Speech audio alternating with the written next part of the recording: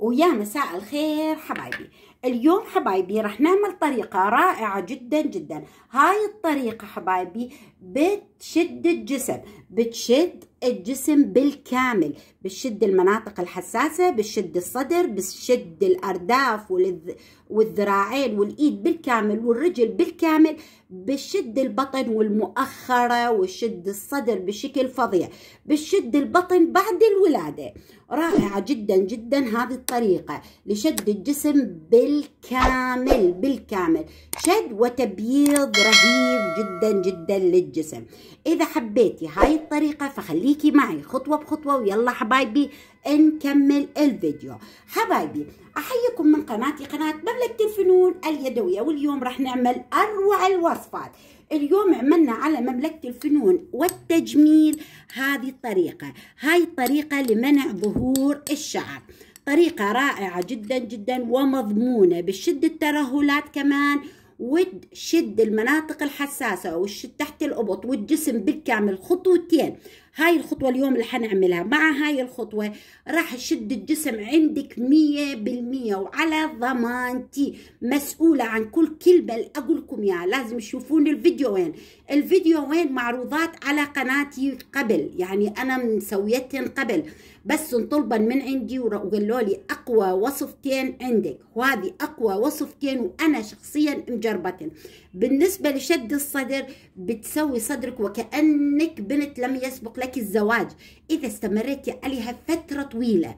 أنا بستمر عليها فترة طويلة، صار لي يعني كتير حلوة، ونتائجها عندي الصراحة 100%. صدقوني حبايبي، شد البطن بعد الولادة، شد الجسم بالكامل، وإزالة الشعر كمان حبايبي، حتى تزيل الشعر من الوجه. إذا حبيتي شوفين هذا الفيديو، رابط هذا الفيديو في صندوق الوصف حبايبي، في صندوق الوصف تحت اكو هيك سهم، ادعسي عليه وتروحين هناك تلقين الفيسبوك عندي كمان والانستغرام. اهلا وسهلا فيكم. الوصفه اليوم تبعتنا سبق وانا عملتها، بس اليوم راح اعمل لكم اياها بطريقه تعطي نتائج اكثر واكثر واكثر، ومرضيه ان شاء الله 100% لكم. ما عليك يا حبيبتي الا تمشين بالخطوات معايا خطوه بخطوه عشان تاخذين نتائج 100%. لازم تمشين معايا خطوه بخطوه. شو رح ناخذ حبايبي؟ رح تاخذون اي علبه قزاز، اي علبه قزاز بتكون يعني هيك مسكره، علبه قزاز هيك هيك، المهم مسكره. شو راح تحطين فيها حبيبتي؟ راح تحطين فيها، تاخذين قشور البرتقال مثلا. خلينا نقول شنو قشور البرتقال. قشور البرتقال ممكن الكرمنتينة، احنا بالعراق نقول اللالنجي، ممكن قشور البرتقال، قشور الليمون، اهم شيء من يعني الحمضيات. طيب بس البرتقال ممكن مع الليمون، الكرمنتينة مع الليمون كمان يصير، ممكن تخلطيها كلش ناعم، وممكن تاخذيها هيك. راح ناخذ حبايبي ملعقة كبيرة من مطحون قشور البرتقال، وممكن بدون طحن، بس ليش أنا بفضل الطحن؟ الطحن راح تحصلين على النتائج بسرعة، أسرع، يعني أسرع من عنده. وراح ناخذ كمان حبايبي معاها ملعقة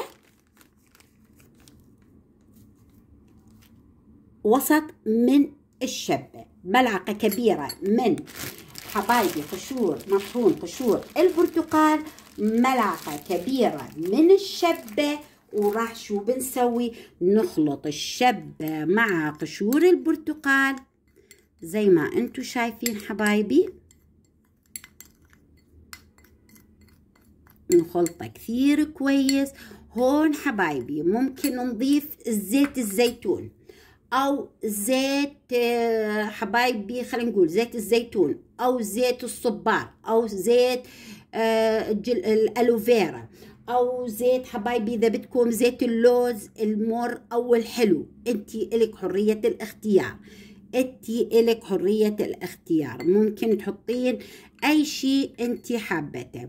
هون كمان حبايبي راح نخلط الزيت اللي احنا حابين. انا راح اخلط حبايبي الزيت حبايبي الجل الالوفيرا، وحتى عشان تتاكدوا هيو الالوفيرا انا هون طلعوا، هاي الالوفيرا أنا راح أخلط زيت الجل الألوفيرا. شو بس أصفيه شوية شوي عشان أنزل الجل فقط بدون الزيت.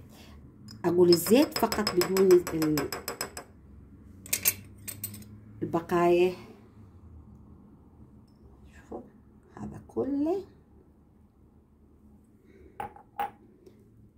شوفوا هاي الألوفيرا أنا سويتها معاكم. طلعوا هذا صار له الزيت تقريبا فوق الشهر وأنا حاطة الألوفيرا فيه ولا صار فيه أي شيء، عشان تتأكدوا الزيت لا خربان. وتطلعوا إجا وقته إني أستعمله، إجا وقته إني أقدر أستعمل هذا الزيت للبشرة. شو راح أسوي حبايبي؟ قلنا الزيت طبعا أنا كمان محتاجته وعاملته، لأن هذا حعلمكم الطريقة كيف تستعملوه. طريقته كلش حلوة طريقة الاستعمال. وخلطيه كثير كويس، خليه يتجانس. وممكن قديش طيب ضفت أنا ملعقة كبيرة من زيت حبايبي، ملعقة كبيرة من قشور البرتقال والليمون، وضفت معاه ملعقة وسط من شنو؟ من الشبة. وأهم شي هون تظلين تحركيه تحركيه تحركيه إنه يتجانس مع بعض. بعد ما شفتيه اتجانس مع بعض وكله مسك مع بعض، شو بتسوين؟ إنه تاخذيه وتحطيه هيك، تحطيه بعلبة. وهاي العلبة وين راح نخليها؟ وما نصفي أبد، لا تصفين. كل المواد ناشفة اللي حطيناها، قشور البرتقال والهذه ناشف كان، فلا تخافون. طيب وشو راح أسوي حبايبي؟ هذا كله أحركه وأسيبه ليلتين كاملة هيك، ليلتين كاملة. هذا ترى على فكرة حتى للإيد، للوجه، للإيد بالكامل، حتى للوجه اللي عندها كلف، الكلف تحطه بيشيل الكلف من الجذور حبايبي. راح أسكره هيك. وين أحطه؟ أحطه بالحمام، عندي بالحمام. بعد يومين راح أستعمله بدون ما أصفيه، بدون ما أصفيه نهائيا. شو راح أسوي حبايبي؟ راح أخذ بعد ما تحممت وأنا بالحمام، حتى على فكرة هو هذا هم يساعد على منع ظهور الشعر بالجسم ويشد المناطق الحساسة. حطيه حتى على المناطق الحساسة. إذا عندك بطن متدلية، إذا عندك صدر متدلي، إذا عندك إيدينات كمان متدلية، إذا عندك حبيبتي شلون نقول إيدك كمان، كل مكان، صدرك، بأي مكان بجسمك، كيف راح تستعمليه؟ انتي بالحمام وتحممنا حبايبي. وشو سوين؟ غسلتي وخلص خلصتي ونويتي تطلعي من الحمام. ايش دح تسوين حبيبتي؟ وانتي جسمك مبلل نشفيه بالمنشفة، وتاخذين من هذا الزيت وادهني جسمك كله فيه، ادهني جسمك كله فيه زين. وسيبي على جسمك، راح يمتص الجسم للزيت هيك بعد يعني بعد 10 دقائق. ولا تغسلين، خلص اطلعي من الحمام، اطلعي من الحمام وسيبيه على جسمك، راح يمتص الجسم زين. ولا تغسلي الحد، اذا انت كل 3 ايام تغسلين، كل 3 ايام ما تغسلين، من تجين تغسلين يروح هو من جسمك. وكل ما تغسلين تستعمليه. لو استمريتي عليه هاي الطريقة مع هاي الطريقة لازم تشوفيها تستمرين عليها. حابة تكونين شباب وجسمك كأنه بنت صبية لم يسبق لك الزواج، استمري على هاي الطريقة وراح تاخذين أروع النتائج. أتمنى إنه هذا الفيديو نال رضا الجميع، وأتمنى منكم حبايبي إنكم تعملوا لنا لايك وشير واشتراك، ودائما تفعلوا الجرس. ومع السلامة.